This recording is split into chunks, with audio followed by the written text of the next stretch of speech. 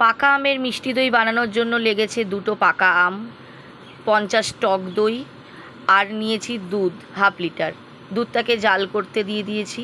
এবার আমগুলোকে আমি এভাবে ছোট টুকরো করে নিয়ে একটা মিক্সিং বোলে দিয়ে তাতে 50 গ্রামের মতো চিনি দিয়ে আর সামান্য জল দিয়ে একটা স্মুদি পেস্ট তৈরি করে নেব।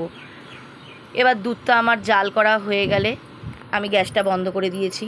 এবার একটা বাটিতে আমি জল ঝরিয়ে রাখা টক দইটা নিয়ে তাতে আম চিনির পেস্টটা দিয়ে ভালো করে মিশিয়ে নেব। এতে আমি দিয়ে দিয়েছি 25 গ্রামের মতো গুঁড়ো দুধ। এতে দইটা খেতে বেশি ভালো লাগবে। এবার আমি এটাতে একটা হ্যান্ড উইক্স দিয়ে ভালো করে মিশিয়ে নিয়েছি।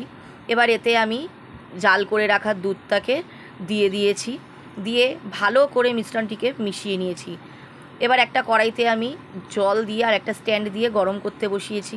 এবার আমি এটাকে ভালো করে মিশিয়ে একটা টিফিন কারিতে ঢেলে নিয়ে আরেকটু ভালো করে হ্যান্ড উইক্স দিয়ে মিশিয়ে নেব, যাতে ওপরে একটা ফেনা ফেনা ভাব থাকে, তাহলে দইটা দেখতে বেশ ভালো হবে জমে যাওয়ার পর।